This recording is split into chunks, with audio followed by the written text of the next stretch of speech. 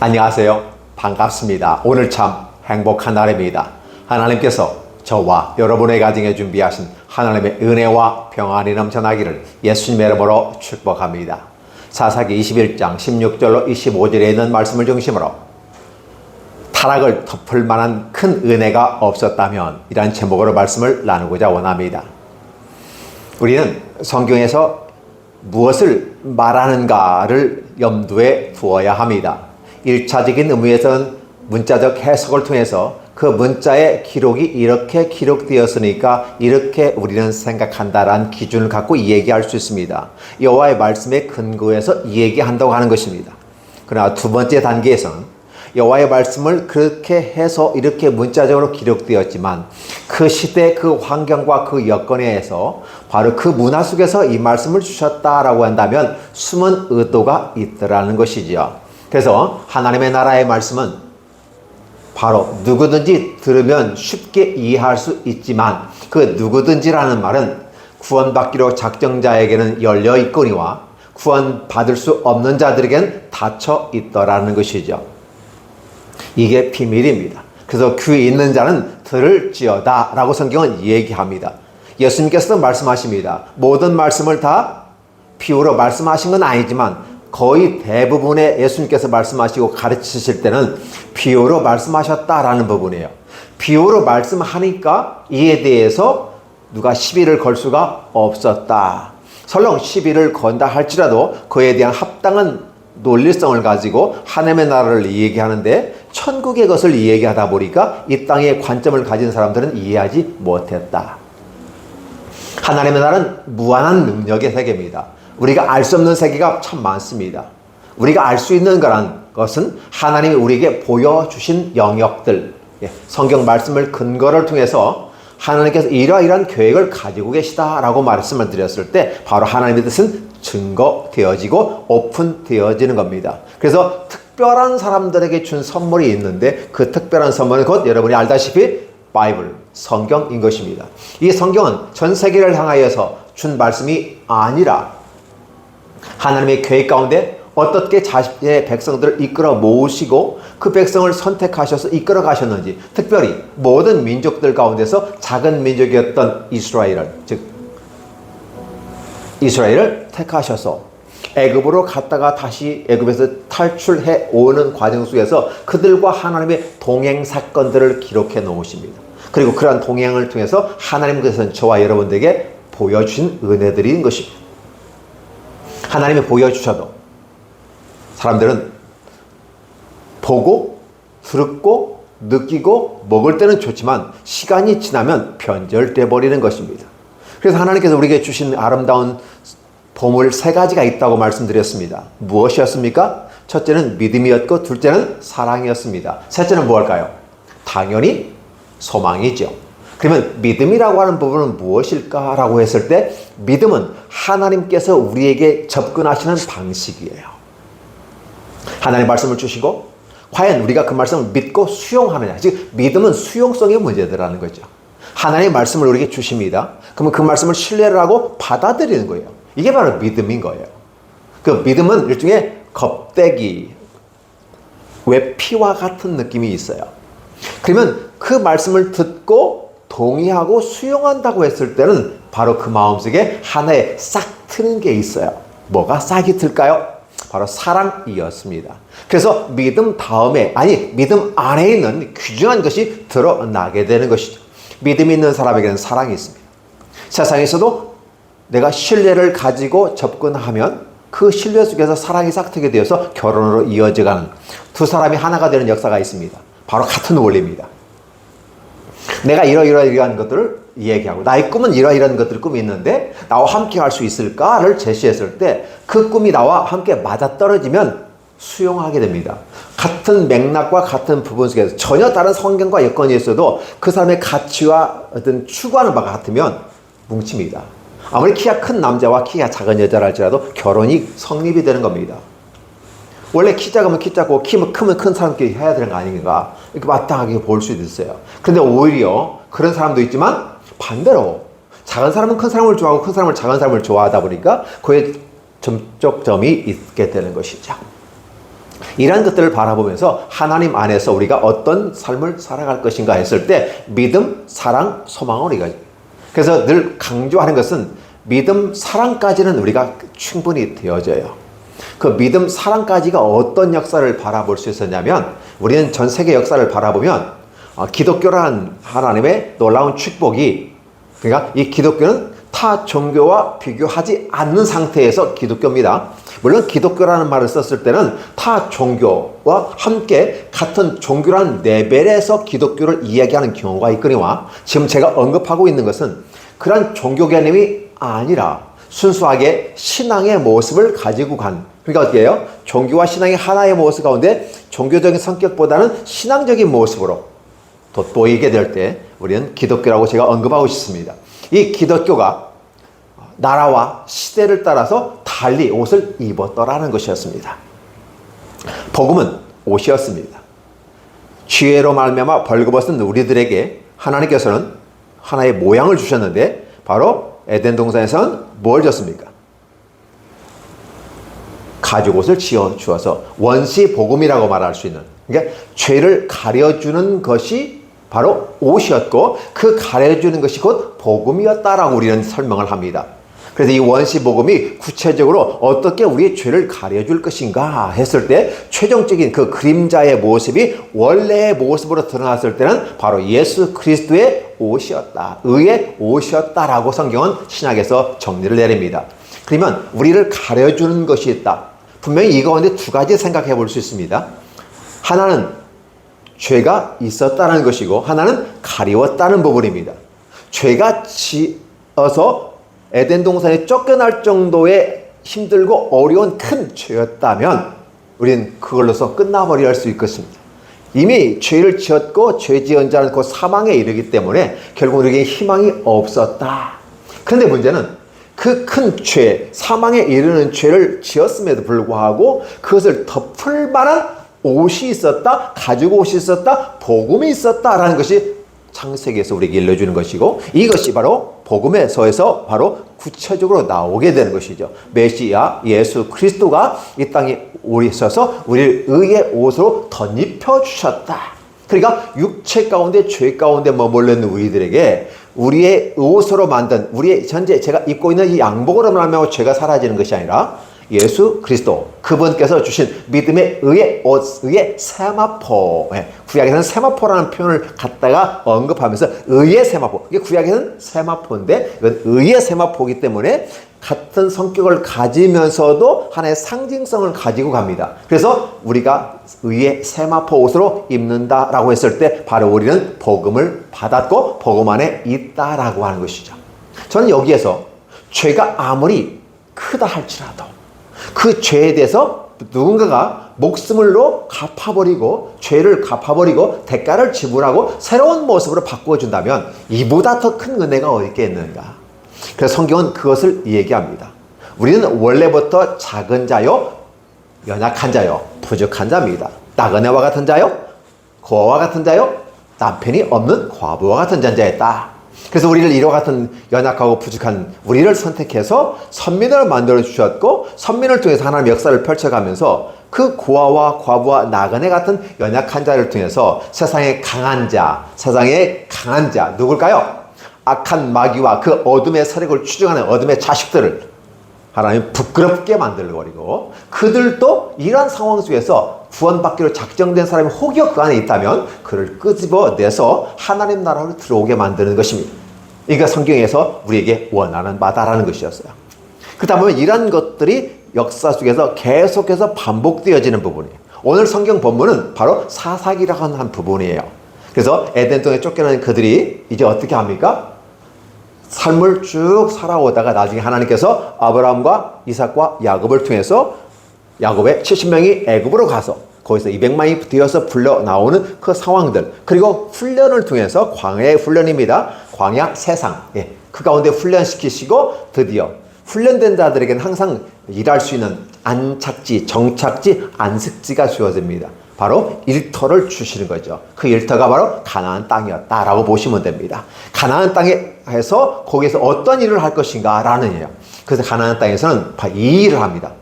죄로 말미암아 그 땅을 차지했던 지혜와 힘이 있었던 일족 족속을 다 멸절시키고 새로운 의의 나라를 만들어가는 시기였어요.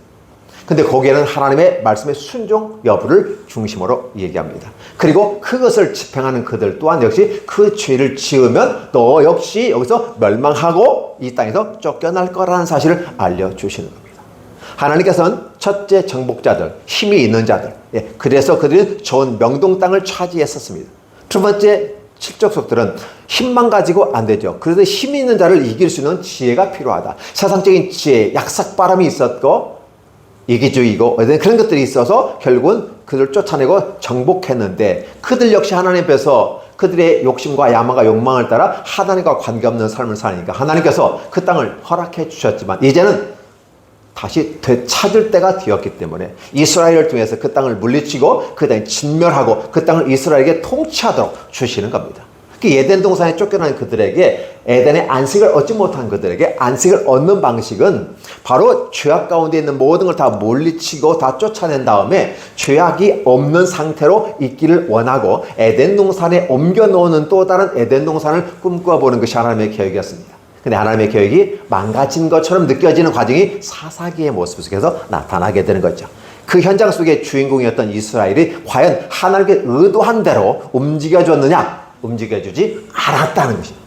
광야에서 그 훈련을 받았고 그렇게 열심히 하나님이 인도하셨고 모세가 가르쳤고 모세가 또 신명기에서 대시금질하면서 또 반복해서 신명기 새롭게 말씀을 기억하게 만드는 신명기 때도 반복해 주었습니다. 그리고 아울러 여호수아를 통해서도 충분히 110년 동안 여호수아가 죽는 순간까지 하나님의 말씀을 가르쳤고 이끌었습니다. 그 바로 왕이 통치하는 시대다. 그 당시는 왕이 없었어요. 그러나 의의 왕이신 하나님께서 직접 통치하는 시대였다라는 표현을 쓰게 되는 것이죠.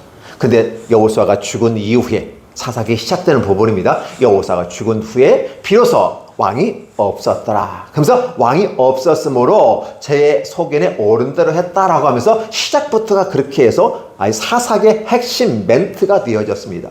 즉 하나님의 통치와 다스림이 사라진 상태. 왕은 결국은 여호와 하나님이 왕으로 지도자를 통해서 통치했던 시대가 사라져버립니다. 물론 또 다른 방식의 사사락을 통해서 하나님이 통치하시지만 이미 여호수아가 죽은 상태에서 그들은 좌우충돌하는 거죠. 어떻게 할 것인가 갈피를 알지 못하는 상황에서 그럼에도 불구하고 하나님께 물어서 누가 먼저 그 땅을 차지할까요? 유다가 먼저 올라갈지니라. 왜? 유다가 장자니까. 원래는 장자는 에브라임이었습니다. 근데 하나님께서는 이제 유다를 통해서 나라를 이끌어 가게 되는 것이죠.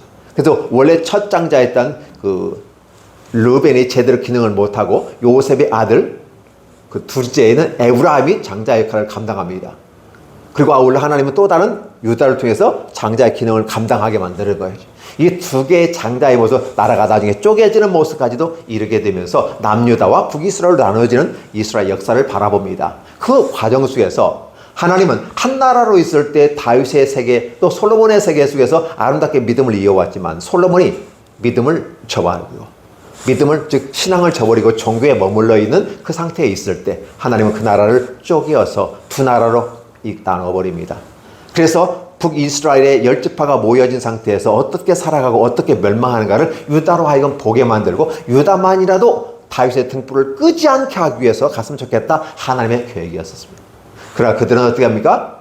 우리가 악한 모습으로 갔다는 걸 압니다. 물론 열왕기서에서 나오는 부분은 사사기의 그 후 부분이지만 비밀이라도 그 전에 있던 이 사사기의 내용에서 동일하더라. 그러니까 사사기의 역사나 열왕기의 역사나 다를 바가 없다. 시대는 사사기, 열왕기서로 이렇게 구별해 나가지만 실상은 여전히 역사는 그들의 삶 속에서 하나님과 관계없는 이스라엘의 왕이 없었으므로 즉 여호수아가 죽은 후에 이렇게 같은 말로 맥락을 이어볼 수가 있습니다. 그래서 제각기 제5르건대 소견을 대로 행하였다라는 표현이에요. 그래서 그들은 하나님 앞에서 타락해 갔다. 하나님께서 타락했다는 말은 세상에서 말하는 해석과 달라요. 하나님 중심으로 봤을 때 그들은 타락했다라고 표현하지만 세상 중심으로 해석해보면 똑같은 사건을 통해서 다른 모습의 해석을 하게 되면 우리가 지혜롭게 살자. 주변과 싸우지 말고 평화롭게 살자. 서로 통원하자. 이게 무슨 말인가요? 가나안 족속들과 그렇게 하지 말라고 성경은 얘기했고 그들과 하지 말라고 그랬어요. 그럼에도 불구하고 이스라엘은 하나님의 말씀을 듣지 않고 자신들의 소견에 옳은 대로 행함으로써 결국은 하나님을 버릴 수 있는 여러 문화와 조건들을 갖춰가고 있었던 것이죠.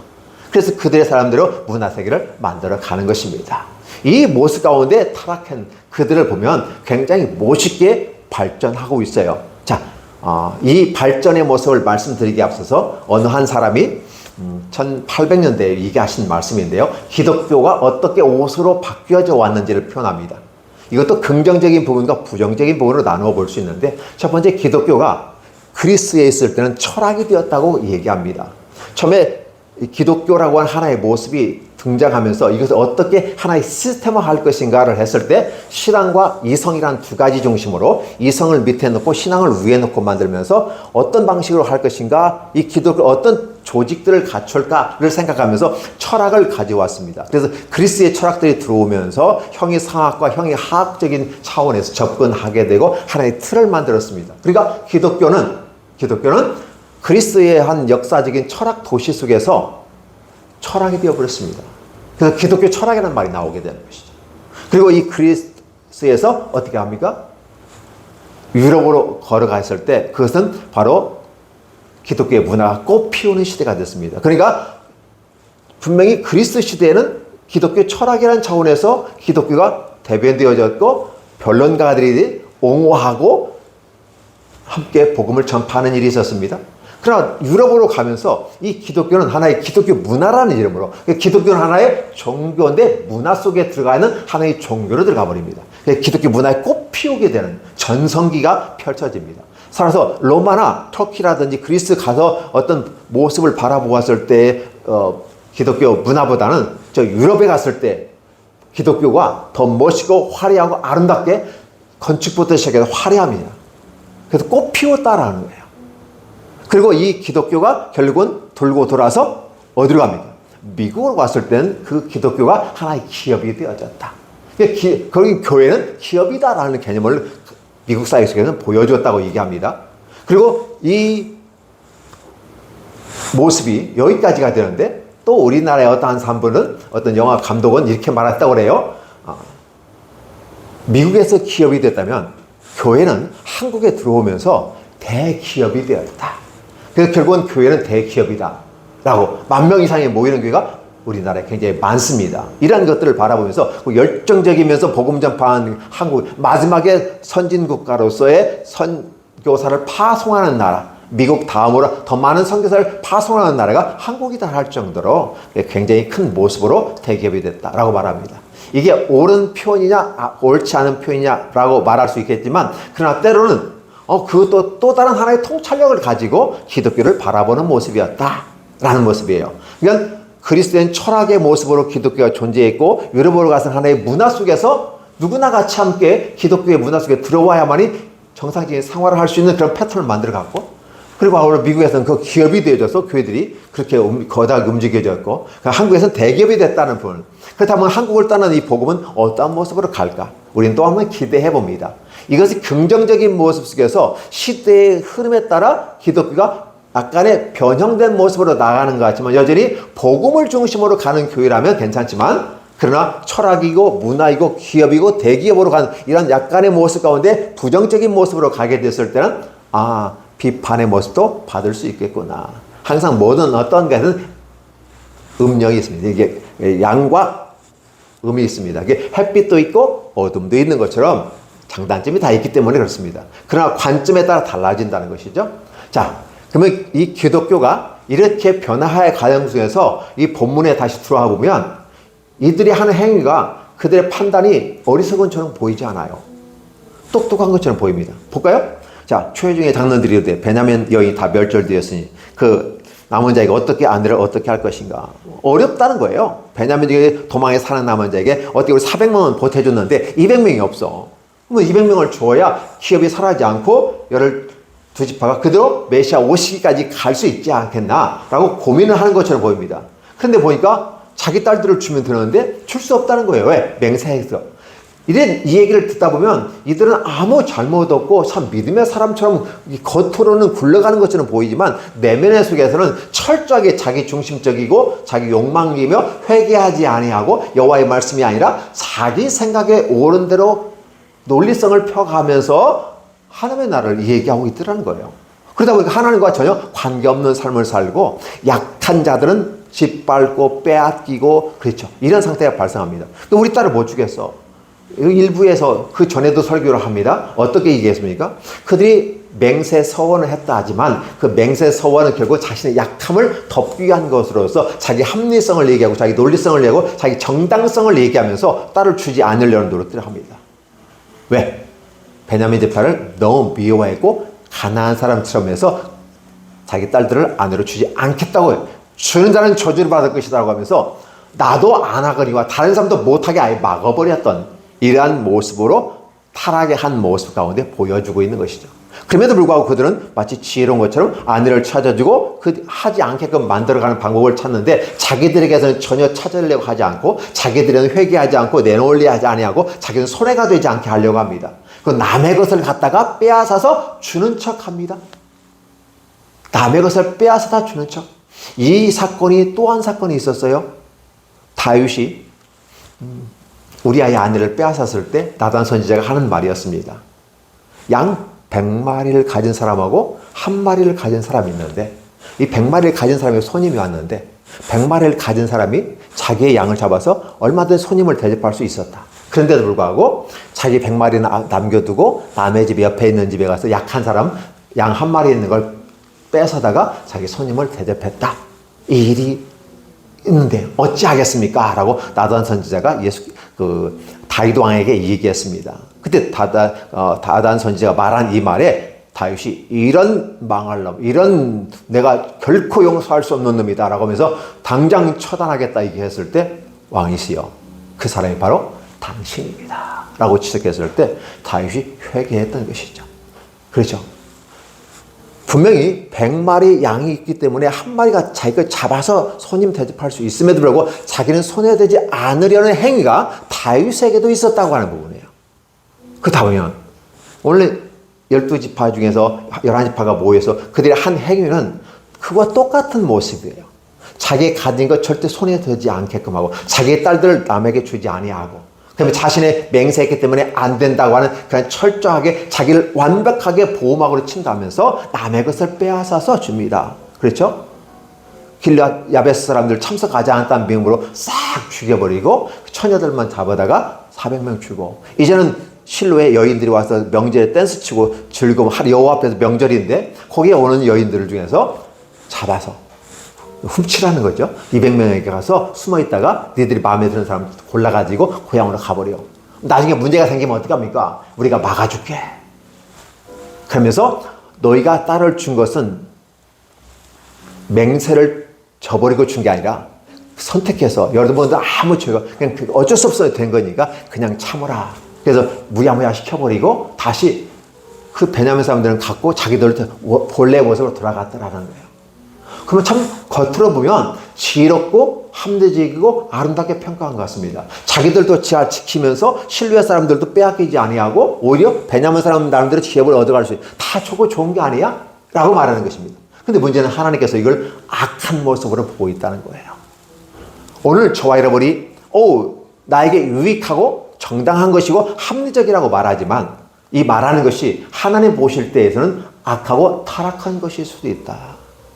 하나님 보실 때는 사실은 7 족속을 쳐 부수고 죄악은 진멸해서 그 땅에 죄악이라고 한 악한 문화와 악한 소산들은 다 태워 없애버리게 만들으셨는데 그렇지 않고 오히려 그들과 그들보다 더 악한 모습으로 그 가나안 7 족속보다 더 악한 모습으로 여호와 앞에 반역을 하고 혼합주의에 믹서되어 살아가면서 자기는 회개하지 아니하고 자기는 의롭다고 말하며 나는 내 인생의 주인공이라고 내가 내 인생의 주인이라고 말하고 있는 듯한 느낌을 받는 이스라엘의 이런 행위는 하나님 보실 때 악한 거다. 이스라엘은 하나님 앞에 청지기로 부름받았지 그들이 주인공으로 부름받은 건 아니에요. 그들이 왕으로 부름받은 건 아니에요. 왕은 하나님이야. 그런데 왕이신 하나님이 계셔야 되는데 그들에게 하나님이 없고 스스로가 왕이 되어버리게 만든 것이잖아요. 이러한 사건은 에덴 동산에서 동일하게 발생합니다. 에덴 동산 하나님은 왕이시고 아담과 하와는 그의 백성이었습니다. 그런데 악한 사단 마귀가 들어갑니다. 어떠한 모습으로? 뱀의 모습으로. 그래서 호황에 차이는 이 여인에게 보암직도 하고 먹음직도 하고 지혜롭고 탐스럽게도 한마음씩 하니라. 여인의 허황심을 불러일으킵니다. 탐욕을 불러일으킵니다. 야망과 욕망을 불러일으킵니다. 쑥 빠져듭니다. 그래서 결국은 그는 넘어졌다. 이런 표현을 쓰게 되는 것이죠. 이러한 모습으로 결국은 에덴 동산에서도 그렇게 되는 거예요.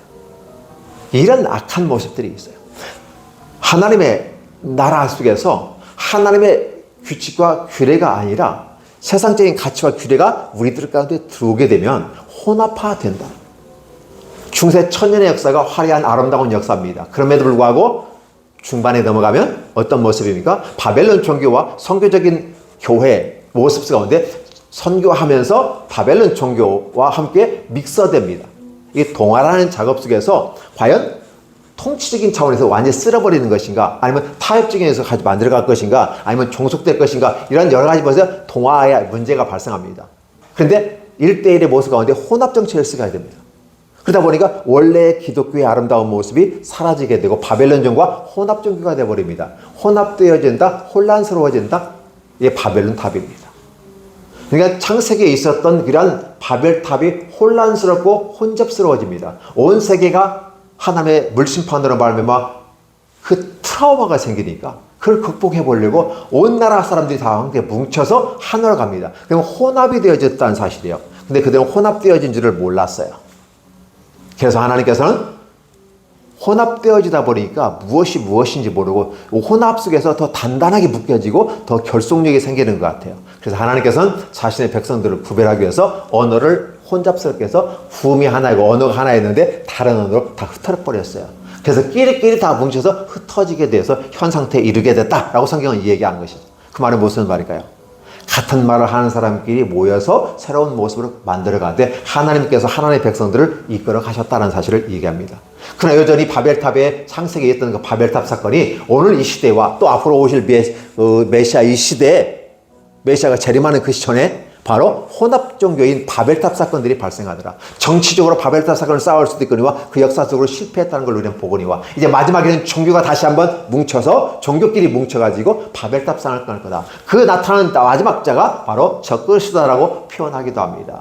그러나 구체적으로 어떻게 펼쳐지는지는 아직은 미래 사건이기 때문에 꼭 누가 적그리스도라고 우리는 말할 수는 없어요. 만약 할 수도 있지만 그럴 것이다 라고 추측을 할 것이지 정확히 드러난 것이 없기 때문에 누가 적그리스도라고 말할 수는 없겠으나 이러한 흐름의 모습을 바라보면서 마지막 종교적 바벨탑이 이루어지는데 이게 종교 다원주의, 교회 통일성 교회 이런 것들을 만들어가는 이런 연합들이 발생합니다.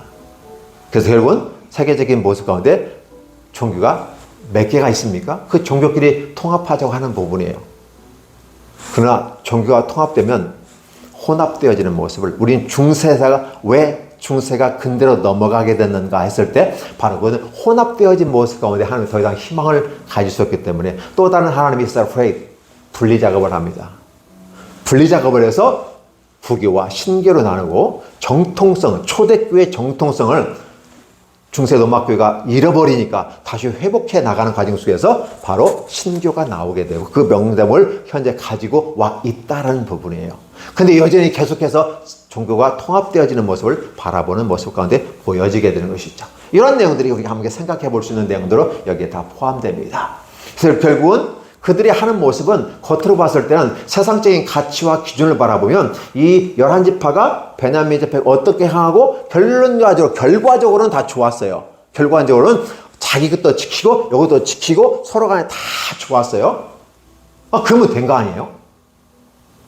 아니 이게 결과만 좋으면 수단은 어쩌도 괜찮잖아요? 결과만 좋으면 좋은 거 아니에요? 라고 말하지만은 결과가 좋으니까 다 이렇게 넘어갈 수도 있어요. 그러나 분명히 아무리 결과가 좋다 해도 이 목적과 수단이 다르면 수단이 다르면 이 절차상에서 이것이 뒤죽박죽되면 나중에 여기에 이 결과가 아무리 좋더라도 정당성을 얻을 수가 없어요. 그렇죠? 결과가 좋으면 좋다는, 절대 진리가 없다는, 그것이 그 절대 진리가 되어버린 이 시대. 결과만 좋으면 수단은 어떤 방식을 써도 좋다는 것으로 굳어져 버리는 이 시대. 우리는 그런 시대를 지탄하고 지향합니다. 하나님께서 말씀하시는 것은 절차와 규칙을 따라 결과를 맺어오는 것이다. 원스텝을 가면서 결과를 가져가는 것이지, 결과만 좋다고 이런 과정이 무시돼서는 안 된다라고 성경은 얘기하는 것이죠. 이런 걸 우리는 타락했다라고 봅니다. 근데 이런 타락한 모습 가운데 하나님이 이스라엘 다 진멸해버리려고 작정했지만, 그래도 하나님께서는 지금 계획이 있어요. 사실 모세 시대부터 하나님은 이스라엘을 쓸어버리려고 했었습니다. 내가 이 민족을 선택한 걸 내가 후회한다 할 정도로 싹 쓸어버리고 내가 너의 후손을 통해서 하겠다라고 모세한테 얘기하니까 모세가 바짝 엎드리면서 하나님 살려주시라고. 하나님께서 이스라엘을 택했는데 하나님이 진멸하면 하나님이 이 민족을 끌어갈 힘이 없어서 다시 멸망시켰다, 광해까지 끌어내고 죽였다, 세상 신들이, 세상 사람들이 욕을 할 겁니다. 그러니까 하나님 참고 견디십시오. 그리고 절대 내 자손이 아니라 하나님이 원래 선택한 이 민족을 통해서 해하셔야 됩니다. 이렇게 하셨던 거예요. 그래서 하나님이 모세의 말을 듣고 감동을 받은 거예요. 너 같은 사람이, 너 같은 지도자가, 나중에 이렇게 말합니다. 앞으로 모세와 같은 또 다른 선지자가 나타날 건데 그의 말을 들을지어다라고 말하는 거예요. 왜냐? 싹 쓸어버리려고 했는데 바로 모세와 같은 마음을 가진 또 다른 선지자가 올 건데, 그 누구다? 메시아 예수 그리스도가 오신다. 그래서 우리는 메시아 예수 그리스도의 말을 들어야 되는 겁니다.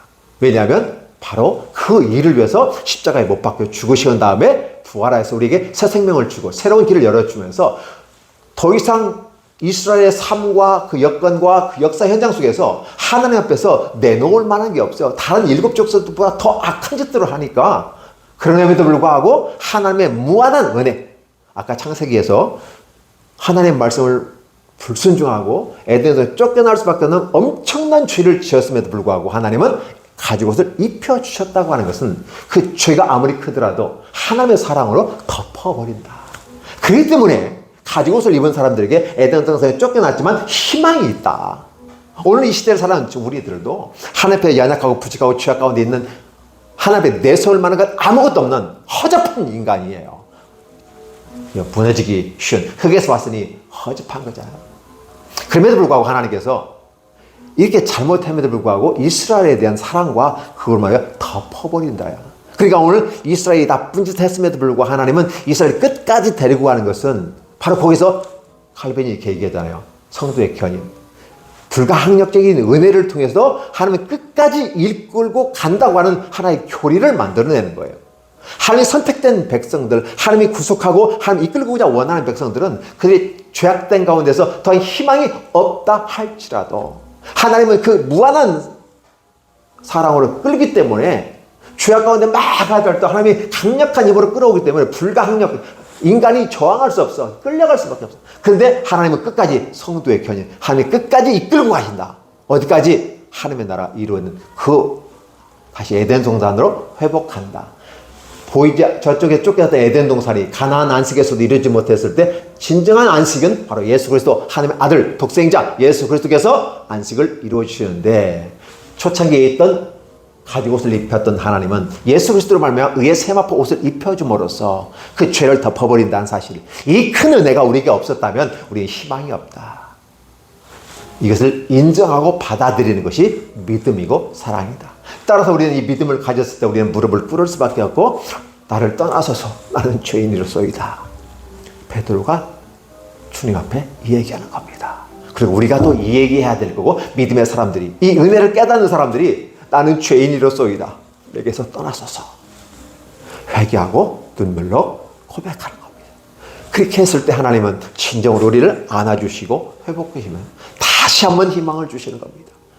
우리의 악함으로 말미암아 우리가 똑똑하니까 이런 결과를 맺어서가 아니라 이것 자체가 하나님 보실 때 악할 수도 있다. 하나님의 관점에서 보면. 그렇다면 그걸 하나님의 관점으로 바라보고 하나님의 마음으로 통해 자복하는 우리가 필요하지 않을까? 대신 우려줄 사람, 누가 주님의 마음을 시원하게 하겠는가? 바로 주님의 마음을 시원하게 하는 자는 하나님 앞에서 눈물로 회개하는 자입니다. 엘리야가 눈물로 회개하고 민족을 위해서 엘리사가 눈물로 회개하면서 기적들을 베풀면서 이스라엘 백성을 견인해 나갔던 영적 하나님의 백성을 이끌어가처럼 이끌어가는 그 사람들, 바로 마음을 시원하게 하는 사람들이라는 사실을 꼭 기억하셨으면 좋겠습니다. 오늘 저와 여러분에게 무한한 죄가 있음에도 불구하고 그걸 덮어버릴 수 있는 가죽 옷을 지어주신 하나님, 오늘 가나안 땅에서 이 무지몽매하고 이 에덴 동산에서 단지 죄를 지었다는 것이 어떤 것인가를 이 역사의 현장 속에, 특별히 가나안 땅에서의 이 사사기 시대의 그 모습을 바라보면서 적나라하게 보여주고 있고, 열왕기상에서도 보여주면서 결국은 거봐라, 인간의 악한 모습이 어디까지 가는가를 보여준 거다. 끝장까지 가는구나. 이젠 끝이다. 계약이님이 파괴됐어. 너희가 계약을 파괴한 거야. 그래서 이제 끝난 거야. 그런데 문제는 하나님 자신까지도 포기해버린다면 이스라엘에게도 희망이 없을 것인데, 하나님은 끝까지 포기하지 않고 아예 덮어버려 감싸고 간다. 다윗은 이걸 바라보면서 웁니다. 죄와 허물을 가리움을 받는 사람은 복이 있도다. 울면서 다윗이 고백하는 것입니다. 그리고 그 죄와 허물을 덮는 분이 누구시냐? 하나님의 아들 독생자, 그분이 보내신 독생자 예수 그리스도, 그분이 십자가에 못 박혀 죽으시고 의의 세마포 옷으로, 죄로 그의 흘리신 보혈의 피로 우리의 죄를 씻어주시고 우리를 치료해 주시고 다시 부활시켜서 하나님의 의의 세마포 옷으로 입혀주시는 하나님의 아름다운 모습을 기억해 주시기 바랍니다. 놀랍게 축복하십니다. 놀랍게 은혜 주십니다. 오늘 하나님의 이 무한한 은혜를 바라보며 가는 것이 바로 기독인들이고 순수한 신앙을 바라보며 하나님을 바라보는 자들입니다. 따라서 오늘 누가 잘못했느니, 누가 더 잘못했고 누가 덜 잘못했고, 누구는 죽여야 되고 누구는 몰아내야 되고, 이런 서로 미시적인 차원에서 공방을 펼쳐가면서 한국 사회가 어려워진 이 사회 속에서, 이 무한한 잘못들 속에서도 우리 하나님을 바라보고 그 용서의 하나님을 바라보고 우리가 용서하고 덮고 이해하고 힘을 실어주는 모습이 기독교의 참 모습이고, 종교는 통합의 정신이 있습니다. 이 사회를 통합해야 되는데 기독교가 그 현장에 있기를 간절히 원하고, 통합하는 모습 가운데 국론이 하나 되어지고 이 대한민국이 전 세계 속에서 우뚝 서 나아가고 하나님의 나라를 선포하는 선교사를 파송하는 제1의 국가가 됐으면 좋겠습니다. 경제적으로 선진국가가 되었습니다. 군사적으로 세계 5, 6, 1을 따지합니다. 이 앞서가는 것 좋습니다. 그러니까 선교사를 파송하는데도 이제 세계에서 두 번째인데 이제 퍼스트까지 갔으면 좋겠다는 것이 저의 생각이고 하나님이 원하시는 생각이다. 여러분 이게 동의하신다면 아멘 해주시기 바랍니다. 그리고 그것에 맞추어서 여러분의 삶의 행동의 기준들을 삼아서 가십시오. 여호와의 말씀이 여러분의 삶의 기준이 될 것입니다. 그리고 그 말씀을 실행하고 실현해가는 과정 속에서 여러분 좌퉁우돌할 때 하나님 앞에서 바라보면서 끝까지 인내하면서 가신다면 하나님이 저와 여러분에게 무한한 사랑, 준비된 모든 것들을 부어 주실 것입니다. 물같이 부어 주실 것이고, 그렇게 부어 주시기를 간절히 원합니다. 기도하겠습니다. 하나님 아버지 고맙습니다. 무한한 사랑 감사합니다.